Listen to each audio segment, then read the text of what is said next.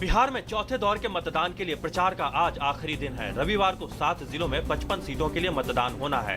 इस चरण में राज्य के उत्तरी भाग के पूर्वी और पश्चिमी चंपारण, सीतामढ़ी, शिवहर, मुजफ्फरपुर, गोपालगंज और सिवान जिलों में 1 नवंबर को वोट डाले जाएंगे। पीएम मोदी ने गोपालगंज और मुजफ्फरपुर में की चुनावी सभाएं। इस दौरान उन्होंने कहा कि बिहार के विकास के लिए बदलाव जरूरी है। साथ ही उन्होंने राज्य के विकास में केंद्र सरकार के पूर्ण सहयोग का भरोसा दिया और कहा कि बिहार का विकास ही बिहार को बर्बादी से बचा सकता है। प्रधानमंत्री ने वोट देने की अपील करते हुए बिहार में भ्रष्टाचार खत्म करने का वादा किया। बिहार विधानसभा चुनाव की गहमागहमी के बीच भाजपा के एक प्रतिनिधिमंडल ने चुनाव आयोग से मिलकर महागठबंधन पर चुनाव को सांप्रदायिक रंग देने का आरोप लगाया है। मुलाकात के बाद भाजपा नेता मुख्तार अब्बास नकवी ने कहा कि नीतीश कुमार और राहुल गांधी ने अपने भाषणों में जिस भाषा का इस्तेमाल किया है वो लोकतांत्रिक नहीं है। बॉम्बे उच्च न्यायालय ने महाराष्ट्र में किसानों की आत्महत्या पर चिंता जताई है। खंडपीठ ने राज्य सरकार से ऐसी नीतियों और योजनाओं की पहुंच लाभार्थियों तक सुनिश्चित करने को भी कहा। आत्महत्या के मामलों को रोकने के लिए अदालत ने साझा खेती का उपाय भी सुझाया, जिसमें किसान मिलकर खेती कर सकते हैं। कोर्ट ने राज्य सरकार से कहा कि उसे किसानों के लिए जागरूकता अभियान चलाना चाहिए ताकि किसानों को किसी एक किस्म की खेती पर निर्भर न रहकर अन्य प्रकार की खेती की जानकारी हो सके। मुंबई हाईकोर्ट ने टीसीएस कर्मी एस्थर अनूहिया रेप और हत्या मामले में आरोपी चंद्रभान सनप को मृत्युदंड दिया। पिछले साल जनवरी में आंध्र प्रदेश की युवती एस्थर अनूहिया के साथ दुष्कर्म, लूट, जलाने और हत्या करने के मामले में अदालत ने मामले को रेयरेस्ट ऑफ रेयर की संज्ञा देते हुए आरोपी चंद्रभान को मौत की सजा सुनाई। 23 वर्षीय अनूहिया की पिछले साल जनवरी में बलात्कार के बाद हत्या कर दी गई थी। बिजली कंपनियों के खातों का कैग द्वारा ऑडिट के मामले में दिल्ली की केजरीवाल सरकार को झटका लगा है।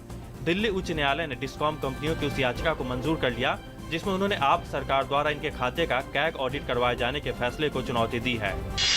कल भारत अफ्रीका शिखर सम्मेलन के सफल समापन के बाद आज विदेश मंत्री सुषमा स्वराज कई अफ्रीकी देशों के अपने समकक्षों के साथ मुलाकात कर रही हैं।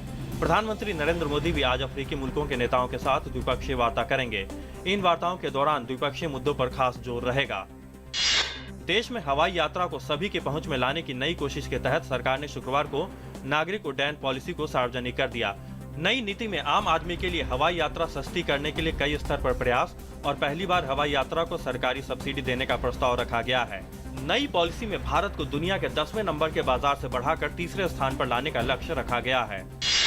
वर्ल्ड बैंक ने भारत की अर्थव्यवस्था पर भरोसा जताया है। वर्ल्ड बैंक ने गुरुवार को वित्त वर्ष 2015-16 के लिए भारत की इकोनॉमिक ग्रोथ रेट 7.5% रहने की उम्मीद जताई है। वर्ल्ड बैंक ने कहा कि सालाना आधार पर देश की ग्रोथ रेट में इजाफा होगा। वित्त मंत्रालय ने भी अनुमान जताया है कि इकोनॉमिक ग्रोथ 7.5% से 8% तक रह सकती है। सऊदी अरब ने कहा है कि सीरिया में जारी संकट को खत्म करने के लिए किए जा रहे प्रयासों के तहत राष्ट्रपति बशर अल असद को सत्ता से हटना होगा और ईरान को ये स्वीकार करना चाहिए। सऊदी अरब के विदेश मंत्री का ये बयान सीरिया संकट पर वियना में जारी बातचीत के दौरान आया है। भारत के star para athlete Arjun awardee thrower Amit Saroha ने आईपीसी पैरा एथलेटिक्स में रजत पदक जीत ओलंपिक में अपनी जगह पक्की कर ली। दोहा में हो रही इस विश्व चैंपियनशिप का ये दूसरा मेडल है और अभी तक के भारतीय पैरा एथलेटिक्स इतिहास में चौथा मेडल।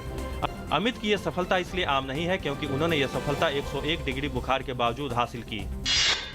भारत के अनुभवी खिलाड़ी लिएंडर पेस और पोलैंड के Lukasz Kubot Valencia Open tennis tournament के पुरुष युगल क्वार्टर फाइनल में हार के साथ बाहर हो गए हैं। दूसरी सीड पेस कुबोट की जोड़ी को लगातार सेटों में गैर वरीयता प्राप्त ऑस्ट्रेलिया के क्रिस बुसियोन और ब्राजील के आंद्रे सा की जोड़ी के हाथों 6-7, 4-6 से 1 घंटे 36 मिनट में शिकस्त झेलनी पड़ी। स्टार निशानेबाज अभिनव बिंद्रा ने लक्ष्य ओलंपिक पोडियम समिति से हटने का फैसला किया है। यह समिति संभावित ओलंपिक पदक विजेता खिलाड़ियों का चयन करती है।